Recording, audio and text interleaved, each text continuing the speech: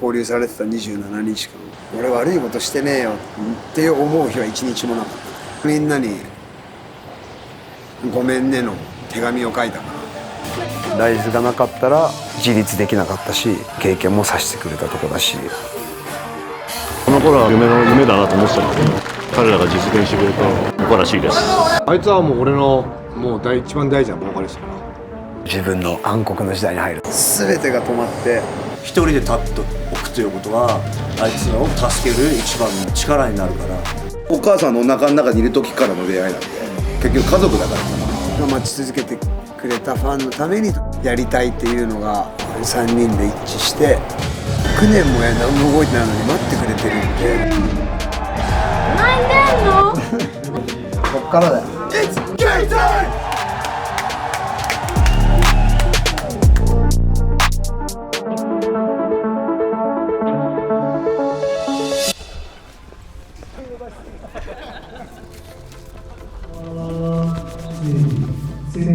バッチリよ。バッチリでしょ。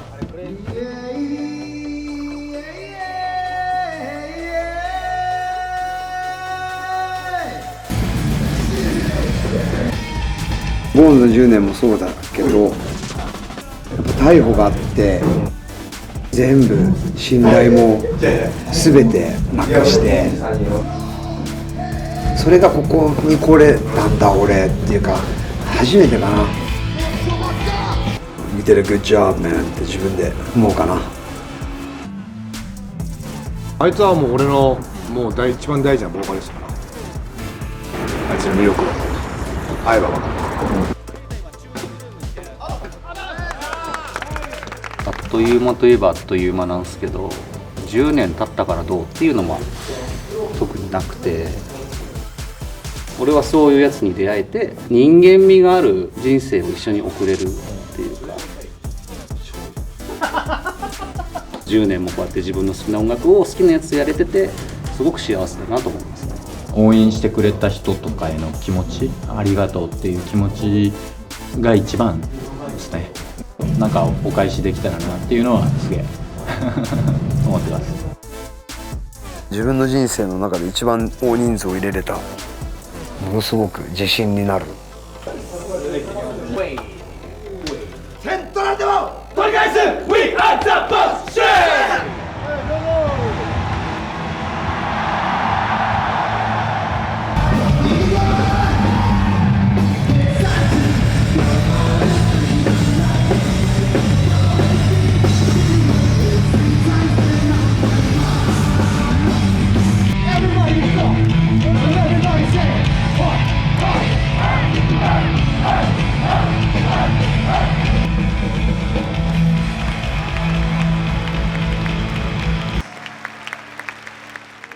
バイ。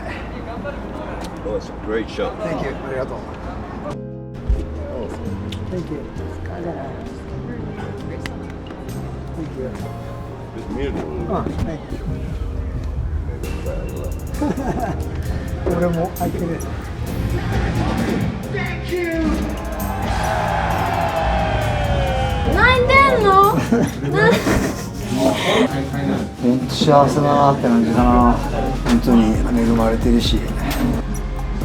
なんか奴らの期待も含め、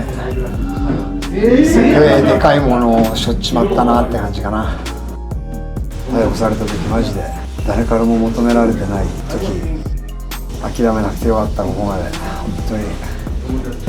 こっからだよ。本当はこの幕張の終演後、ライズの6月からやるツアーの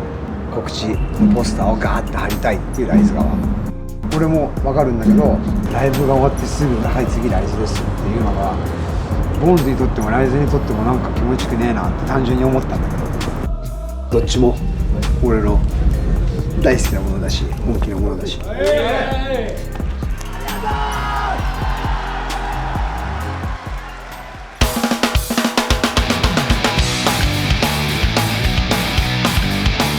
ライズは本当幼なじみで、赤ちゃんの時から一緒で友達でバンド組んで、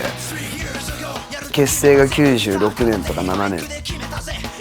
一番最初のライブは親戚や友達やもうみんな来てくれたからパンパンになるんだけど、2回目のライブ4枚しかチケット売れなくて、本当に当初人数が少なかったので、フロアに行ってなんか会うっていう感じでみんな集まって、それぞれ飛びたい子もいれば乗りたい子もいれば遠くで見たい子もいればって感じなんで、それぞれのこうポジションでパンと散らばって終わるとまた集まって頼みに行こうみたいな。高校卒業してすぐ家出て、で事務所を作って給料が月5万、よ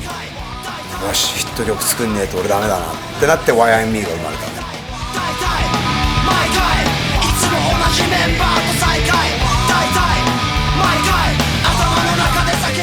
大事に生まれたのがこうやっていきなり例えばこうやってゴンってやったらおーってなるじゃん。それがヒット曲だって、もう思っても見ないような角度からの歌詞だったりメロディーだったり、おっっていう交通事故と一緒ですよ。だから自分がどんだけ気をつけてても相手から取られてコントロールできるようでできなかった。渋谷にでっかい俺がジャンプしてるバナーがガーンってあったり CM で流れてて、流れた1週間後ぐらいにライブが決まってて、でもその日ソールドになって人パンパンで、その日からいきなり変わったっすね。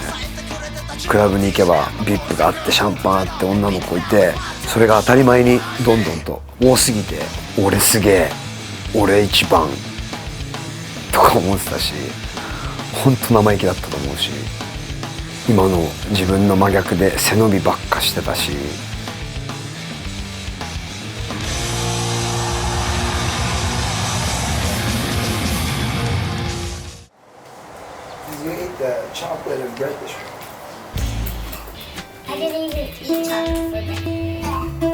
子供を作るっていう考えに1ミリもなったことがなかったん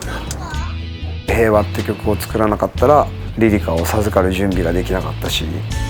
いずれの子供こんな親父をどう思う？好きになってくれるかな？俺の脳を襲う。愛すると決めたなら俺は愛すし、お前が泣く時俺笑うし、疑われたら。まだリリカも生まれてなかったんですけど、もし子供ができたらっていう。曲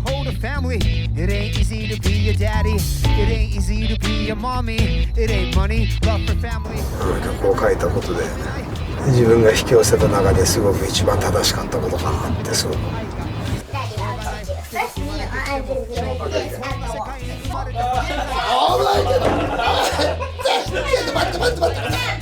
まだスタジオにもなってないから、ここで歌詞書いたりなんかしたりする。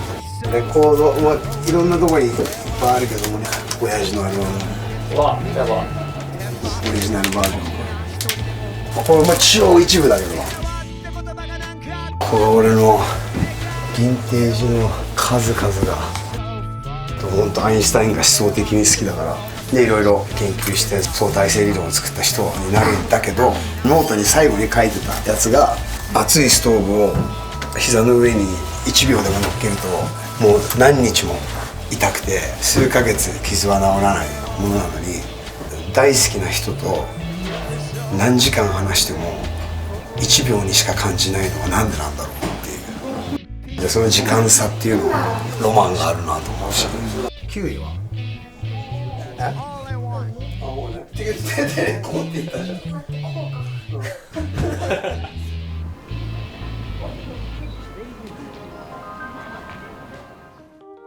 うちのじいちゃんばあちゃんの代から本当にルーツが詰まってる町ではある。ショップ実家スタジオって2003年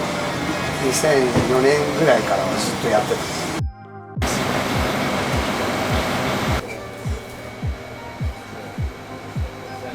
触ったことあるっけ？出来たての T シャツ。で今出来たての T シャツある。めちゃくちゃあったかい。触ってみる。ちょっと高いです。お、あったかい。触ってみる。本当にパンみたいな。絶妙な。ぬくもりが感じる。そこの地域のもののオーダーで地元にも還元できるし、当初のここの目標。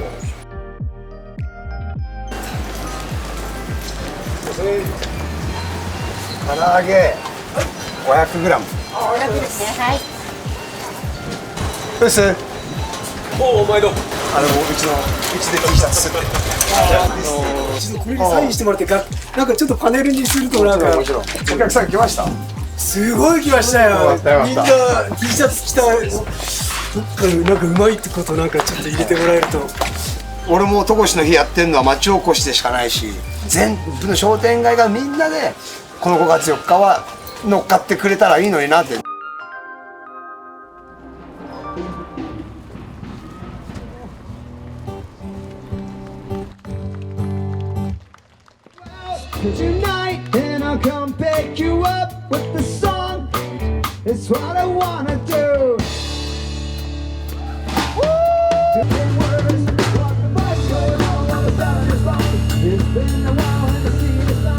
今日戸越の日やってまいりました。いらっしゃい。15年前に2010年の5月4日戸越って始めようよって言ってて、こう Bring the Hope 希望を持ってくる人って、希望がある人のみここに集まれればいいなと思って、そしたらその翌年が311大震災があって、そういう時って何かイベントをするのが不適切とか、ライブ見に行くことも不適切とか、楽しむことが不適切って絶対ないからさ。みんな俺はどっか楽しみを引き出したい。悲しんでる一日で終わりたくないから、皆さん希望を持ってきてありがとうございます。感謝してます本当に。もともとはチャーさんのファンなんですけど、ジェシーと話してたら彼の人間性に惹かれまして、たまたま先月母が亡くなって、それで今日どうしようかなと思ったんですけど、なんかジェシーが辛いことがあっても何があってもイベントで楽しめたらいいんじゃないか、それにちょうど共感できる部分があって。もともと俺もここで育って昔からここにステージがあって、子供の頃そういうことやりたいなって思ってることもその頃はまあ夢だなと思ってたので、まあ、それを彼らが実現してくれて誇らしいです。Dad がこう叶えられてないドリームの2つが戸越公園のステージロックフェスをやるのとグラミーを取る。うちの一つのあそこのロックフェスではまだないけど、まあメンタリティーはロックだよねあれ。きっと生まれた時から何も見えてないんだけど、耳で感情を感じたりしてる子がいるんだけど、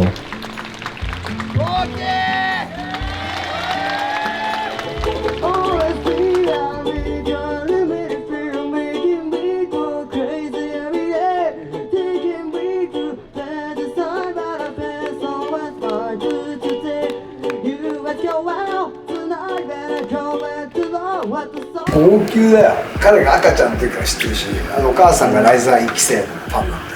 この子目が見えなくて生まれてきてっつって、俺できることを俺でやるしさって言っての付き合いでずっと見てきたから、何に感動したっていうか、普通に目が見えないからとかじゃなくて、一人の人がステージに立って人を感動させただけだと思うんだよね。人生観を変える一瞬だから。後期だけじゃなく一人でも多く子供をフックしたいでするから。ボーンズやっぱ大好きだ僕は。先生太陽ありがと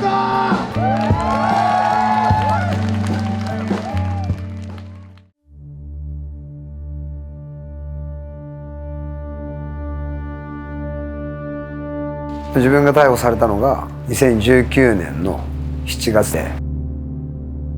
自分の暗黒の時代に入るんだけど、スタッフから2人ですって聞いて、半分笑えてくるぐらいアホすぎんなと思って。そりゃへこみましたよ。もちろんもう大へこみするし、急に悪い人だと思われるからさ。全てが止まって、組んでるバンドの人数分の人生が止まったんですよ。俺だけのじゃなくて、やっべえことしたんだな俺っていうか、とにかくもう罪悪感、もう本当に転覆してたんだと思うんですけど、でももう脊髄反射で 0.2 秒後ぐらいにどうやったらもう一回ライズできるかなっていうところにもシフトしてる頭もあって、うちのばあちゃんがずっとちっちゃい頃から「とにかくそらちゃんあんた失敗とかそういうことはどうでもいいけど心配させんな」と「人の寿命が心配した分寿命が縮まるんだ」って俺はばあちゃんに言われてて、勾留されてた27日間もうずっともう俺悪いことしてねえよって思う日は一日もなかった。ひたすらみんなに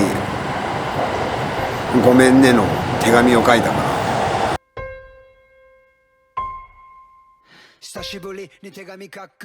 出てきて一人一人に連絡したり会ったりいろいろ気持ち伝えて、社会復帰がこんなにもできないんだっていうところであったんで、ミュージシャンとしてバンドマンとしてアーティストとしてのジェシーっていうところでは家族養えないなと思ったし、ジェシーはもう謝り倒して回ってみたいな、ちゃんと時間かけてしっかり立ち上がって、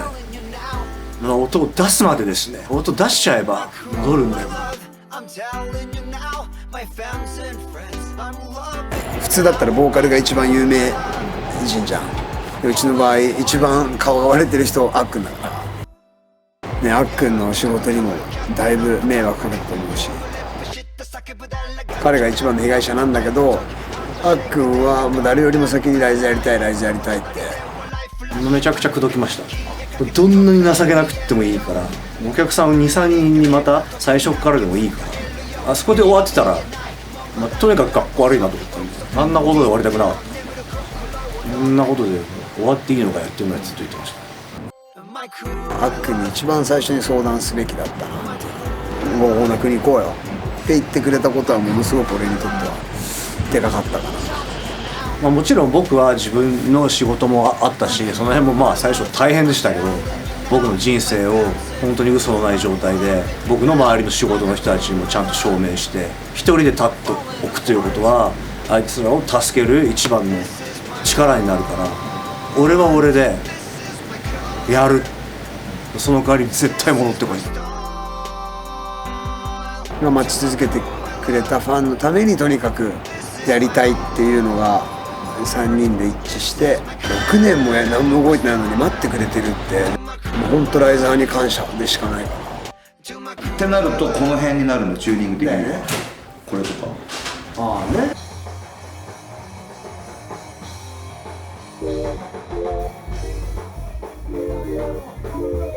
なんかこうどこでこうジャーバーンって終わる瞬間も合わせにいくけど、もうライズはもうブワージャーンってやるタイミングも全員なぜか合うんだよ。全員違うとこ向いてんのに、それができるのはやっぱり子供の頃から一緒にいるからだよねとは思う。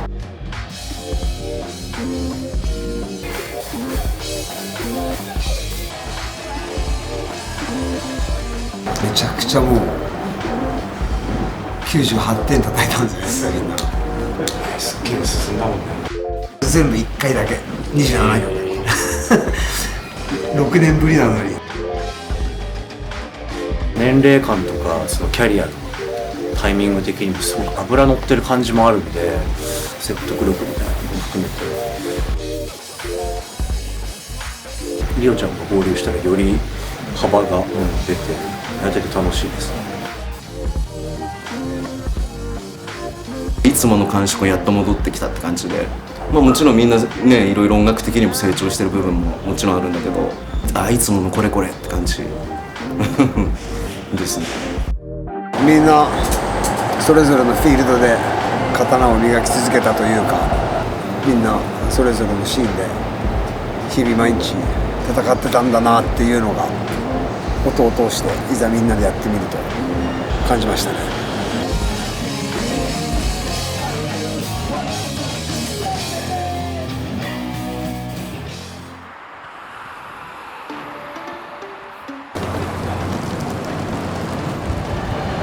はい、よろしくね。来ましたね。来ましたね、ついに。今日一日よろしくお願いします。お願いします。野球部はもうウキウキワクワク。はい、よろしく。俺2002年の頃にこの髪型してて復活。このまま活動しないならやめようかなとは一生思ったけど、いつか絶対はやってくれるだろうなって思って一生ライザーだと心に決めてるんで待ちましたし、6,7 年ですか。落ちて徐々に上がるけど上がれなくて上がってみたいなとこある。もがいてる感じとか、それをちゃんと発信できる感じとか、この人は好きでよかったなと思います。ライズとライザーの関係性ってものすごくオリジナルで28年間作り上げてきたものだから、やつらが聴いて思い出に残ってるアルバムの何曲目とか、別れた時にこれ聴いてたとか、失敗した時に聴いてたっていう曲たちを演奏してあげることが第一優先であるかな、ライズの。ご入場の際はドリンク代600円が必要となります。ご入場の際は親父を亡くした次の日にライブ見てる中で「ゴースト」という曲をやって、その時に初めてブワーって涙出ちゃって。音楽で好きなところ、激しいのもすごい好きなんですけど、メッセージ性というか、その時々自分に刺さる言葉だったり、あとファンのことを大事にしてるのがすごい伝わる曲も多いので大好きです。では、Let's enjoy! What time is it? It's game time!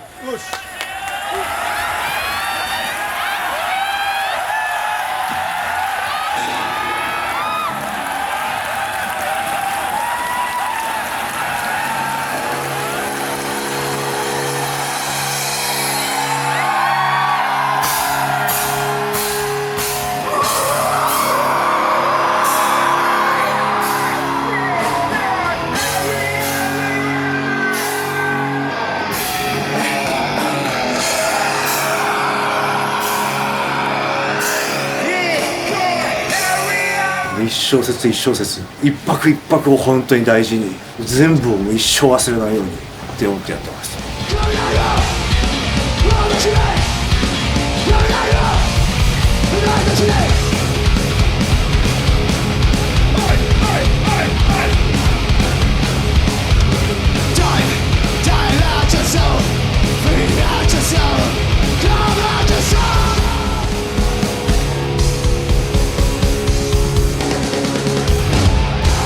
俺もジェシーも中学生ぐらい戻っちゃうっていうか、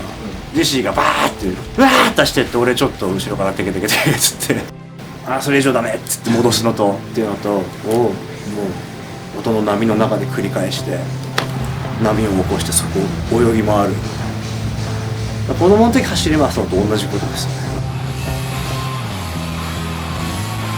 もう俺がお母さんのお腹の中にいる時からの出会いなんで、親父同士もバンドだったりとかして、昔はもうツアーもみんなで一緒だったし、結局家族だからさ、それがライズの強さでも僕はあると思って、血より濃いものを感じます。ゴールはもうないんだと思いますよ。どれだけ一緒に音を出せるかっていうことに尽きるんじゃないですかね。解散は絶対しない。それはもううちら固く決めてる。解散する時は誰かが死んだ時。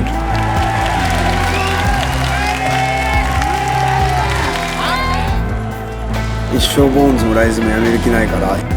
ボーンズでここまで来れたことも自分で作ったハードルを超えるっていうところも含めて、全てライズがなかったらモチベーションは生まれてないから、ライズがなかったら俺は一人の男として自立できなかったし、経験もさせてくれたとこだし、ライズはもう自分の核。